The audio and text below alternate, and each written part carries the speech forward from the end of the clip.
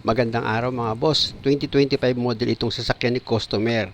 At pangalawa ako sa mag-change oil mula nang mabili niya itong sasakyan. Sa pag-drain naman itong langis dito sa makina mga boss, gagamit ka lang naman dyan ng box wrench na number 17. Luwagan mo itong drain plug, pag maluwag na yan, tuluyan mo nang tanggalin yan gamit yung kamay mo. Ayan mga boss, natanggal ko na itong drain plug. At kung makikita nyo, pinapatulo ko na itong lumang langis ni customer. At pag kaunti na lang yung tumutulong langis, ibalik nyo na itong drain plug nya. Tapos gamit yung box wrench na number 17, higpitan nyo itong drain plug. After ko mapunasan itong drain plug nya, balik ulit ako dito sa ibabaw ng makina. Dahil nga ang susunod kong gagawin dyan, ipaplasing ko muna itong makina ni customer bago ko ilagay yung pang pinal na langis. Kung makikita nyo, magsasalin ako dito sa makina nya ng 3 litrong Rev X40. Subok ko na kasi mga boss na nakakatanggal yan ng malapot na langis na kumapit dito sa loob ng makina. Ibig kong sabihin, nakakalinis talaga siya at magandang pang flashing. Kaya nga kung mapapansin nyo, pag nag-chase oil ako, yan ang kadalasang ginagamit kong pang flashing dito sa makina. After ko maisalin itong gagamitin kong pang flashing, ilagay ko na itong engine cap tapos pa-start ko na itong makina. Pag napa-start nyo na itong makina, hayaan nyo lang siyang naka-idle. Bali 5 minutes na dapat naka-start itong makina. Hindi nyo siya kailangang i-revolusyon or kahit ano pa man. Wala kayong ibang gagawin kundi hintayin nyo lang na makonsume nyo yung 5 minutes para ma-switch off nyo na itong makina. Gaya nito mga boss, naka 5 minutes na ako, switch off ko na siyempre itong makina. Okay. After ko ma-switch off itong makina, balik ulit ako dito sa ilalim ng sasakyan ni customer. Gamit yung box wrench sa number 17, luwagan ko ulit itong drain plug niya. Pag maluwag na yan mga boss, tuluyan ko nang tanggalin itong drain plug para ma-drain ko na itong ginamit kong pang-flashing. Kung makikita nyo mga boss, diba, maganda rin talaga yung nagpa-flashing. Kakita nyo, itim na itim pa rin itong langis niya. Kaya lang may napansin ako dito sa oil filter ni customer, parang hindi napalitan nung nag-change oil lang nakaraan. Kasi nga, namumuti na itong oil filter niya tapos kinakalawang pa yung gilid. Kita nyo naman itong compressor niya, kumikinang sa linis, samantalang itong oil filter parang hindi napalitan, luman-luma na siya. Kasi mga 2024 kong chini-change oil, nako, ang linis ng oil filter niya. Ito pa mga boss ang problema, tinatanggal ko itong oil filter niya, nako, ang tindi ng kapit. Parang maniniwala na akong hindi napalitan talaga ng oil filter ito. Dahil nga sa nag-stack up na siya. Kasi sa experience ko mga boss, pag hindi ka nagpapalit ng oil filter, ganyan sa katindi kumapit. Itong gamit ko na oil filter wrench, yung ganyang kaliit na oil filter mga boss, dapat tanggal na yan. Grabe kapit ito ah. Hindi yata nila pinalitan niya. Yes, possible. Dahil nga kung makikita nyo, grabe namang higpit itong oil filter. Kasi kung pinalitan niya yan, dapat tanggal agad yan. Pwede rin, dahil kung 3 buwan or 4 na buwan lang yung lilipas, hindi hihigpit ng ganyang kahigpit yan.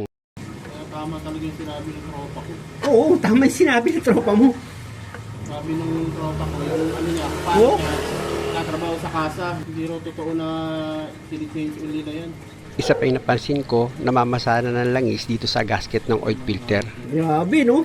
Ay, babi talaga. Kaya pala ganito yung tsura ng filter mo, luma-luma eh. Nakailang season ka na ron? Hindi, pangalawa pa lang to. Di ba may ano yan Oo, sinabi? pero yung unang season, hindi talaga nila pinalitan siguro to. Pero doon sa resibo nila kasama. Wala eh, oh. Ang kapit eh. Alam niyo mga boss, sa sobrang kapit itong oil filter, tupi-tupi na yan eh. Babi talaga mga tao. Oo, tupiin na oh. Hindi pa rin matanggal. Saka luma-luma na yung filter, halata-halata oh. Dahil sa tupi-tupi na yan mga boss, gagamitin ko itong isang oil filter wrench ko. Sigurado matatanggal na yan dahil nga sa itatapat ko itong oil filter wrench ko dito sa pagkakatupi ng filter. Kaya lang dumudulas talaga itong oil filter wrench ko dito sa oil filter. Talagang matibay. Kaya balik ulit ako dito sa improvise ko na oil filter wrench mga boss. Ayan, ipapakapit ko uli yan. Susubok ulit ako kung kakayanin na nitong oil filter wrench ko. Alam nyo mga boss, ang nangyayari, sa sobrang kapit itong oil filter, natutupi na lang siya pag niluluwagan ko gamit itong oil filter wrench ko. Tignan nyo naman sa sobrang higpit, tumutunog na yan. Grabe oh.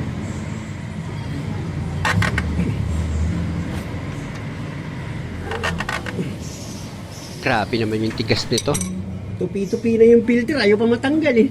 Kaya gagamitin ko ulit yung isang oil filter wrench ko mga boss para maikalso ko dito sa pagkakatupi nitong filter. Ito mga boss, itatapat ko yan dito sa pagkakatupi nitong filter. Tsaka ako ngayon yung pipihitin. O di ba? Sumama siya. Sa nakita ko dito mga boss, ito pa rin yung original na oil filter niya. Kita nyo, naluwagan ko na yan pero ang tigas pa rin, no? Tigas, grabe. Ayan na mga boss, kung makikita nyo, unti-unti ko nang naluluwagan itong oil filter ni customer. Tinanong ko nga si customer kung libre yung chase oil niya. Baka libre. Sa kasa yun sir eh. Ha? May bayad ako doon. Kasama sa resibo eh. Yung filter, oh. Oh, tupi-tupi na, hindi ko pa matanggal. Tapos luma-luma na siya, oh. Kita halata naman, oh. Sa petan naman, eh, oh. Kita nyo naman, oh, sa petan, oh. Luma-luma na yung filter. Pantalan yung mga bago na tinatanggal ko, saglit lang. Hindi natutupi ang filter, eh. Pero ito mga boss, sobra na ito sa gamit. Siguro sobrang init na niya kaya lumambot na itong yero niya. Kaya nga nung niluluwagan ko itong oil filter, natutupi na yan, oh. Tingnan nyo, oh. Dahil nga sa kumapit na yan, yung bang pakiramdam ko stuck pa rin itong oil filter niya. Pero sabi niya nga, pangalawang beses na daw itong ma-change oil ngayon. Narinig nyo naman yung sinabi ni customer, nagduda kasi siya, kaya sa labas niya ito pinagawa. 20, ano? Ngayon. 2025? Oh, kita mo, 2025. Pero kung makikita nyo ng harapan itong oil filter, ako, baka hindi ka maniwalang pinalitan ito ng bagong oil filter nang mag-change oil. Hindi naman kadena ginagamit ko. Para mayupi itong oil filter. Ito kasi mga boss, kaya ko yan nasasabi, nagtatanong din kasi sa akin si customer. Kinapitan na ng kalawang. Yung gilid nitong ano, ayan, oh. Kinalawang na yung gilid, oh. Ayan, oh. Di ba? Kung pinalitan yan, hindi mahirap tanggalin yan. Eh, dami ko nang ginawang may 2024, 2025, mga change oil ko, hindi naman ganyan, eh. Alam nyo mga boss, hindi ko naman yan masasabi kung hindi ko yan na-experience. Kasi pag nagpalit ka naman ng bagong oil filter tapos regular ang change oil mo, gaya ni customer, sumunod naman daw siya sa kilometer reading bago siya mag-change oil. Sabi ko nga, charge to experience na lang. Ikabit ko na nga itong bagong oil filter mga boss, kita nyo naman makintab yan. Sa susunod na change oil mga boss, kung loloobin, ipapakita ko sa inyo itong bagong oil filter bago ko yan palitan. Hinigpitan ko lang yan mga boss gamit yung kamay ko dahil maliit nga lang itong oil filter. Tapos ito naman drain plug niya, ilagay ko na yan. Tsaka ako ngayon gamitan ng 17 na back sense para higpitan. Pero kung hindi nyo kayang higpitan itong oil filter sa pamamagitan ng kamay nyo, pwede nyo naman gamitan yan ng oil filter wrench. O dito na ako sa pagsalin ng langis mga boss. May nakaredy si customer na 6 na litro. Pero hindi ko muna isasalin lahat yan. 5 liters and a half lang muna yung isasalin ko. Para sigurado ako na hindi ako susobra sa pagsalin ng langis. Ang diskarte ko kasi dyan mga boss, after ko maisalin itong 5.5 liters, i-check ko muna yan dito sa dipstick niya. Para sigurado ako na hindi ako susobra sa pagsalin ko nga ng langis. Ito na mga boss, hugutin ko na itong dipstick niya tapos pupunasan ko yan. After ko mapunasan itong dipstick, itusok ko ulit yan. Tsaka ako ngayon siya hugutin ulit. At kung makikita nyo, sobra na nga siya, lagpas na sa pangalawang tuldok. Kaya ang gagawin ko dyan mga boss, tama na muna sa 5.5 liters. Ibalik ko muna itong dipstick. Tsaka ako ngayon ilalagay itong engine cap niya. Higpitan nyo yan mga boss, tapos pa-start nyo na itong makina.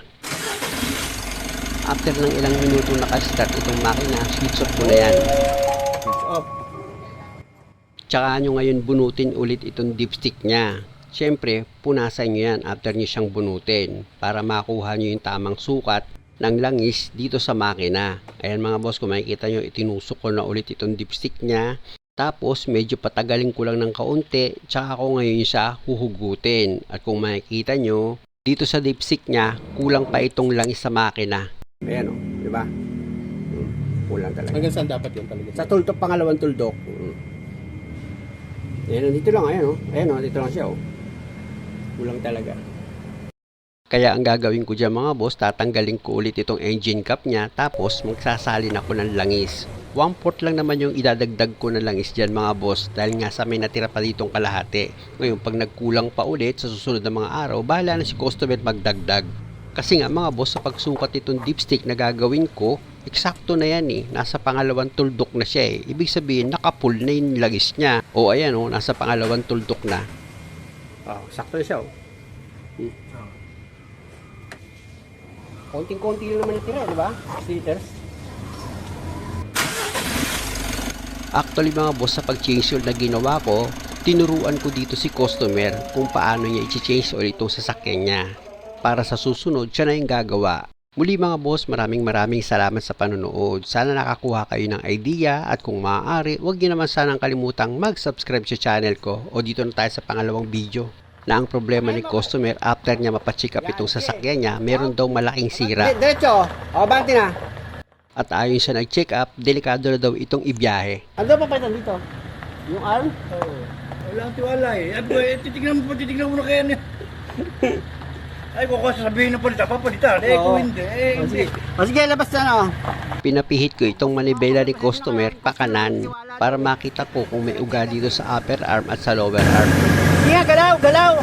Kaya lang sa nakita ko mga boss, wala namang uga dito sa upper arm niya sa mga bushing. Pati dito sa lower arm sa mga bushing wala din siyang alog. Si Kuya Mando siguro nag-check up nito. O, kabilang side. Dito ba sinabi may sira? Nagwiwigil ba? Hindi. O, wala pa ng wigil eh. O, sige, galaw. Ayan yung arm eh. O. Nakita niyo mga boss habang pinipihit-pihit itong manibela, wala namang kalog dito sa upper arm niya. Kahit nga yung ball joint ito, okay na okay eh. Dito naman ako sa rack and tsaka tire niya mga boss. Tignan nyo, check upin ko yan. Oh, kabig, todo kaliwa. Yan. Steady lang ha. Oh, tignan nyo mga boss ha. Walang uga yung tie rod. Wala. Oh, galaw mo yun oh. Galaw manibela. Wala din dito eh. Wala ka bang tubo dyan? Tubo. Ugain ko itong upper arm niya para naman hindi unfair doon sa nag-check up. Ito yung arm, yung sinasabi. Sige, galaw. Eh, wala din kalog din busing eh. Wala rin eh. Lumalagtik ba? Nagwiwigil ka ba? Oo. Ay, ba't siya naghatulan ka na? Narinig yung tanong sa akin ng customer, bakit daw ganun ang hatol nung nag-check up na mekaniko? Binulong ko sa kanya, mapagmahal kasi yung mekaniko nag-check up ng sasakyan mo. Yun lang mga boss, nagdalawang isip si customer kaya pinacheck niya ito sa akin. At ito nga, wala naman akong nakitang sira. Kabilang side. Kaya itong si customer nanggagalaiti sa galit, namuntikan daw siyang maisahan. O ikaw ba sir, naniniwala ka na meron talagang boy palit? Ayan o, kung makikita nyo, yung bushing o, inuuga ako ng tubo tapos pinapagalaw ko yung manibela. Halos wala talagang kalog. Ibig sabihin, wala talagang problema itong sasakyan. Ngayon, kung sinasabi ko yung totoo na walang sira itong sasakyan, paninira ba ang tawag mo doon, Kuya Mando? Na ang gusto ko lang naman maging aware yung mga customer para hindi sila napapagastos ng malaki or hindi sila naloloko. Lipat ako sa kabilang side. Okay, dito sa kabilang side, baka nagkamali lang. Dito sa kabilang side, oh. Sinabihan ko nga si customer na baka nandito sa passenger side yung sira na upper arm. Kaya lang tinindigan niya na nasa kaliwa daw talaga yung sinabi ng mekaniko na may problema. Ganun pa man, i-check ko na rin itong upper arm niya dito sa passenger side. Ano lang mo, pag may kalog yung mga buso, ganyan ang kalugin nila kung may kalog. Wala namang kalog eh. Wala oh. Yang hinahawakan ko mga boss, stabilizer linkage yan. Wala rin sira eh. No? Dahil nga sa itong bola ng stabilizer linkage, wala siyang kalog, means okay yan. Kabilang side. Ganyan ako mag-check up mga boss, minamanual ko talaga. Yeah, sagad. Hindi ko idinadaan sa tingin o kaya naman sa kwento, dapat aktual. Sisiksikan ko ng tubo yan, tsaka ako ngayon uugayin itong upper arm. Wala oh. Wala eh. Ito sa baba oh. Wala oh. Alam nyo mga boss, kung tutuusin, sapat na napihit-pihitin yung manibela para makita mo kung may sira itong upper arm tsaka lower arm. Kakalog kasi yan pag may sirang bushing. Kaya lang gusto kong maging fair dun sa nag-check up. Kaya nga kahit left side lang yung sinasabing may problema, pati right side, chinek up ko na rin para wala nang lusot. Oh, kabilang side ulit. At hindi lang yung mga boss, chinek ko na maigi itong pang-ilalim ni customer para hindi na siya mag-alala. Oh, sige, galaw. Chinek ko itong tie rod niya, yung rack end, pati yung upper ball joint at lower. Okay naman, walang alog. Walang kalog yung tire to. Wala akong maramdaman eh. Sige lang. Wala, walang sira. Talaga siya sila. Oh. Walang sira. Balik mo na yan. Ba't presyo ka na? Oo. Magkano presyo sa'yo? 12. 12,000? Wala naman sira. Alo. Buti din sa buti, hindi ka kumagatay. Kitatanong natin kay Ray kung okay ah. Putang mamaya, niloloko tayo. 12,000. Kala nila, dali lang kita yung 12,000 ah. Ayan yung sinasabi ko mga boss na malaking tulong yan sa mga customer kapag yung mga ganitong pangyayari, ibinobroadcast mo. para matuto silang mag-ingat at hindi yan matatawag na paninira. Alam mo ang tawag dyan, pag-ibig sa kapwa kasi nagbibigay ka ng babala eh. Muli mga boss, kung okay lang naman sa inyo, pasubscribe naman itong channel ko. Maraming salamat.